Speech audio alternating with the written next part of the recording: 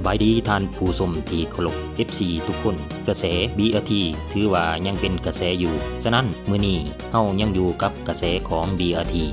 และจะให้ท่านได้เห็นถึงความคืบหน้าของการก่อสร้างในบางจุดบางสถานีซึ่งความขุ่นเขียวลงมือติดตั้งสถานี BRT เพื่อให้สำเร็จตามกำหนดเป้าหมายก่อนการเปิดน้ำใสอย่างเป็นทางการในต้นปี 2026จุดที่ท่านเห็นแมนสถานีพลเข่งซึ่งพวมกำลังติดตั้งโดยเฉพาะโครงหลังคาของสถานีเมื่อเว้าถึงการก่อสร้างสถานี BRT แล้วแมนมีความสำคัญหลายเพื่อให้สำเร็จตามเป้าหมายที่วางไว้ในการปรับปรุงระบบการขนส่งมวลชนในนครหลวงเวียงจันทน์อิงตามข้อมูลล่าสุดโครงการขนส่งแบบยุ่งๆในตัวเมืองนครหลวงเวียงจันทน์หรือ BRTมีความคืบหน้าหลายสมควรคาดว่าการก่อสร้างทั้งหมดจะสำเร็จหอยส่วนหอยในท้ายปี 2025และจะเปิดน้ำใสอย่างเป็นทางการในต้นปี 2026จะมีการทดลองให้บริการนั่งพี่หรือว่าขี่พี่เป็นเวลา 3 เดือนก่อนเปิดให้บริการอย่างเป็นทางการโครงการดังกล่าวจะมีรถมีไฟฟ้า BRT ทั้งหมด55คันและมีสถานีตามแนวทางหลักๆเพื่อช่วยแก้ไขปัญหาการสัญจรที่แออัดและยกระดับการขนส่งสาธารณะการเอาใจใส่และการสุขอยู่ส่งเสริมการก่อสร้างอย่างต่อเนื่องจริงเป็นสิ่งสำคัญเพื่อให้โครงการสำเร็จตามกำหนดเวลาและสามารถให้บริการประชาชนได้อย่างทันการ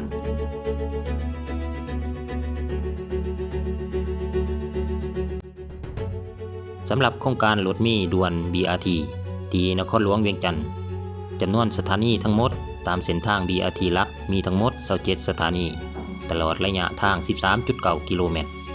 ถนนไกรสอนพรหมวิหารแม้นเป็นส่วนสำคัญของเส้นทาง BRT หลักโดยเป็นส่วนหนึ่งของเส้นทางที่เชื่อมต่อระหว่างอนุสาวรีย์ประตูไส้หามหาวิทยาลัยดงโดกการติดตั้งสถานีโดยสารรถมีด่วน BRT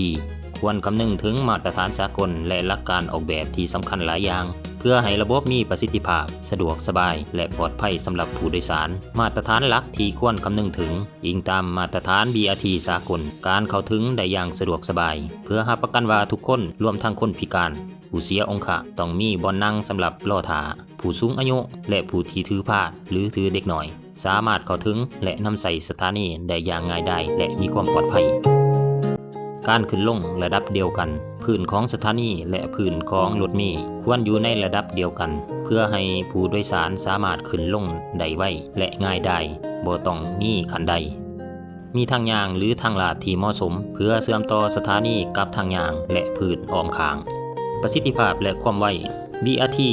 ถูกออกแบบเพื่อให้บริการขนส่งที่ไวและมีความน่าเชื่อถือสถานีออกแบบที่ดีจะช่วยลดผ่อนเวลาที่รถมีจอดอยู่สถานีการเก็บค่าโดยสารก่อนขึ้นรถผู้โดยสารควรชำระค่าโดยสารก่อนเข้าไปในสถานีหรือขึ้นรถเพื่อลดผ่อนการศึกษาในการขึ้นรถจำนวนประตูรถมีหลายควรมีหลายประตูเพื่อให้ผู้โดยสารสามารถขึ้นลงได้พร้อมกันบ่อนจอดรถที่เพียงพอมีบ่อนจอดรถที่เหมาะสมเพื่อห้องรับรถมีหลายคันได้พร้อมๆกันหากมีความถี่ในการบริการสูงความสะดวกสบายและข้อมูลเหตุผลเพื่อดึงดูดให้ประชาชนหันเปลี่ยนมาใส่ระบบการขนส่งสาธารณะหลายขึ้นนอกจากนี้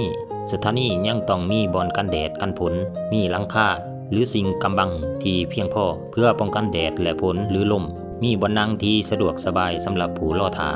มีจอแสดงข้อมูลเวลารถมีมาฮอดแบบสดๆแผนที่เส้นทางและค่าโดยสารความปลอดภัยและการรักษาความปลอดภัย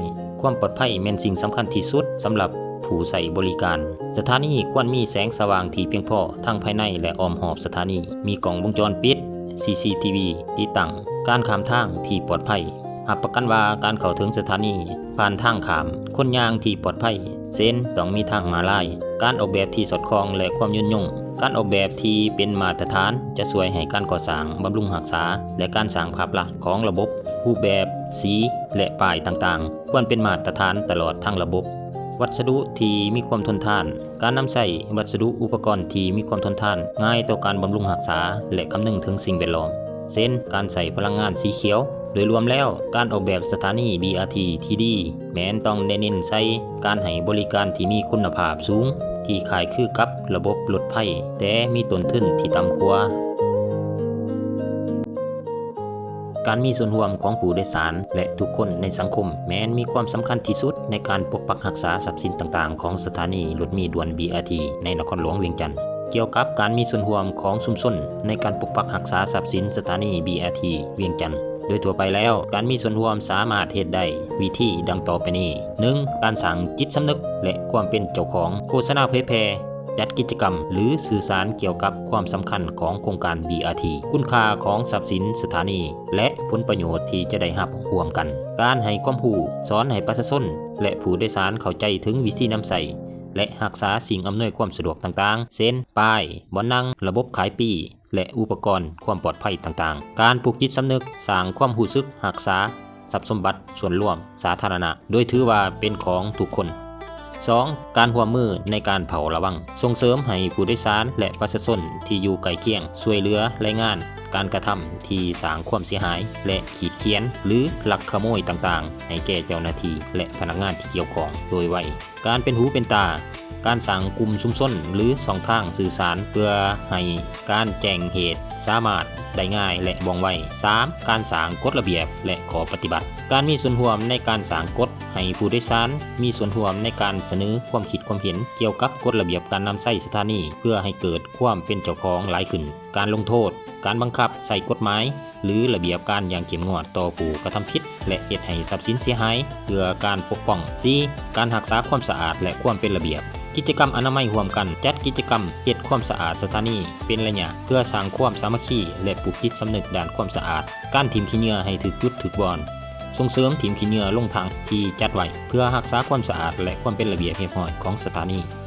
การมีส่วนร่วมทุกภาคส่วนในสังคมรวมทั้งผู้โดยสารแม้นเป็นปัจจัยที่สำคัญเฮ็ดให้ทรัพย์สินของโครงการ BRT ในเวียงจันทน์ได้รับการปกปักรักษาและนำใช้อย่างยาวนาน